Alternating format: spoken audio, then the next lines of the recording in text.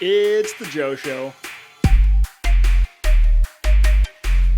It's the Joe Show with me, Joe. It's Thoughtful Thursday, which means we're gonna go, that made me think. And today, I actually have a lot of thoughts on my mind, and I had somebody actually pull me aside and make me think a bit about my own behavior and my own actions. So I tried to actually find an article that related to it a little bit so I can talk about it at the end of this episode. But let's hop right into it. We're going to read an article and then we're going to talk about my feelings, and hopefully we'll all think a little bit and discover something new. Today's article is entitled The Deliberate Experiment Rule, Improving Life Through Experimentation. The greater your capacity for long-term commitment to deliberate experiments, the more rewards fall within your grasp.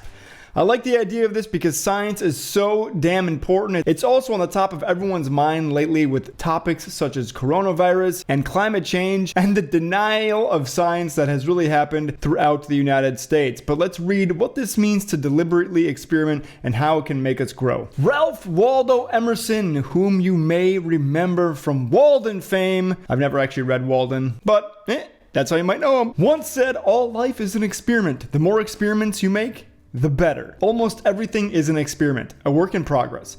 The earlier you can find what doesn't work, the sooner you can discover what actually leads to real progress or success in life or in career. Quote, your entire life is an experiment about living in an optimal way where you try to make the most out of every situation in order to help you live the very best of your ability, writes Adam Skinsky of IQ Matrix. Don't know who Adam Skinsky is or what IQ Matrix is, but I like the sentiment here that all life is an experiment and that you're trying to figure out the best way to live for you. Not for your neighbor, not for your sister, but for you. Scientists are great at deliberate experiments. The process leads to great discoveries about life and the world we live in. Like the fact there might be life on Venus. We just found that out. We wouldn't have found that without the scientific method and some crazy science that helped us detect life in the clouds of Venus through phosphorus gas. Pretty nuts. The same approach for making leaps in scientific findings, however, can be used to achieve what you want, build better habits,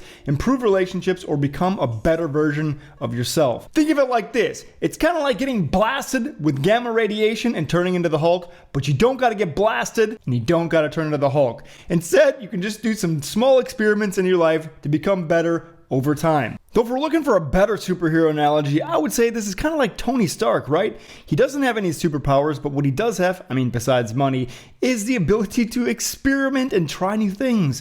If he didn't try building an arc reactor and failing dozens of times, he would have never saved his own life. If he didn't try building a suit of armor, he would have never gotten to that Mark 23 that we all know and love. So deliberate experimentation, getting better slowly over time, is kind of Tony Stark's superpower in a way. So how can we learn by applying this to our own lives, or what can we learn from people who have already applied it to their lives? Experiment lessons make your success curve exponential instead of linear. When I try over and over again, I eventually make a breakthrough.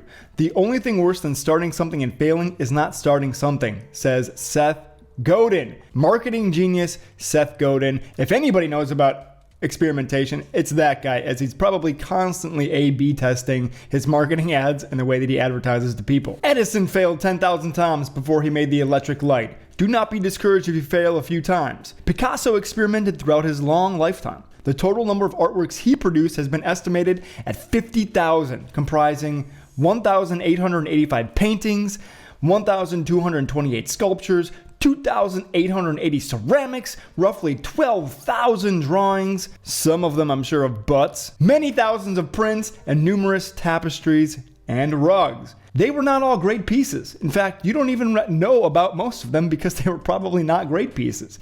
But some of the best artworks of our century emerged from all of his experimentation. Another guy who experimented a lot was Van Gogh. He was only painting for a very short amount of time, but he managed to make 870 paintings in only a couple years before he died, unfortunately. The greater your capacity for long-term commitment to your deliberate practice or experiments, the more rewards fall within your grasp. Kind of like this show. I just started doing it We're still doing it. It's getting better and better all the time. It's going to continue to get better, but not every show is great. Some of them are duds. Sometimes I'm having a bad day.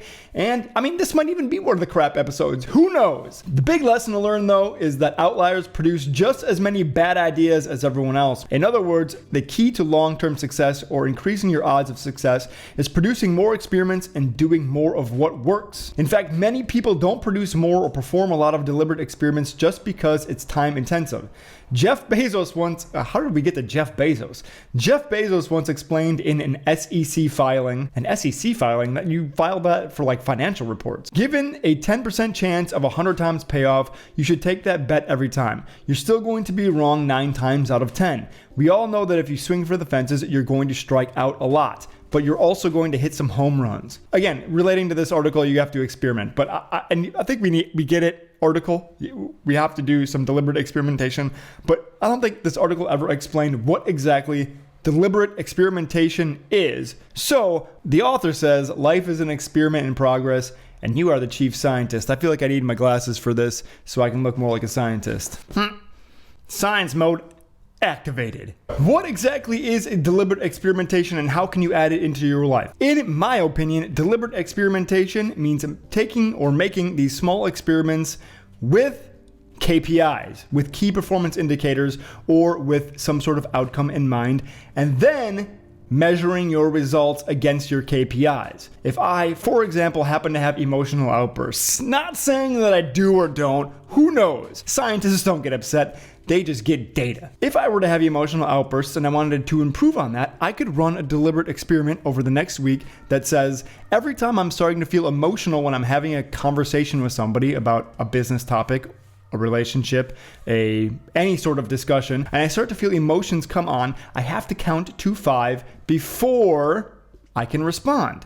And then to make it deliberate and even collect the data on it, I'll need to carry around one of these notebooks so I can write down every time I'm feeling those emotions and if I was successful in countering it by waiting 5 seconds to respond and thinking about my answer, cooling down, whatever needs to happen for the emotional outburst not to occur. Then next week, for example, on the show on Thursday, I check in to see how well I did. In fact, every Thursday I'm going to declare some sort of experiment I'm going to make. I'm going to collect the data on it, and then the next week we're going to read another article that will spur an experiment. But first, we'll check in from the week before and see how well I did, and we'll just talk about my results a little bit. Maybe you can take place too. You can try the exact same experiments that I'm trying, or you can do something that is more applicable to your life. I think that'll be interesting, right? If you think so, let me know in the comments. It'll be an experiment. I hope you learned something, or I hope you're thinking now about deliberate experimentation and how you can apply it to your life to improve, get better at whatever you want to improve on. In conclusion, my example is I'm actually going to apply these deliberate experiments to emotional outbursts. Maybe it's as bad as you're thinking, maybe not. I don't know. Regardless, it's not about judgment here. It's about deliberate experimentation to get better. That's been today's Joe Show. If you like my content, hit that subscribe button and mash that bell to get a notification every time I upload a new video, as I upload pretty much daily.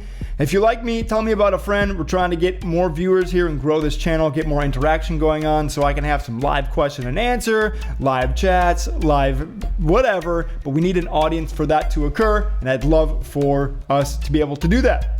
With that being said, if you find a cool article or a cool experiment that you want me to try, send it to hijoeshow@gmail.com. And until next week, experiment something good, because I love you.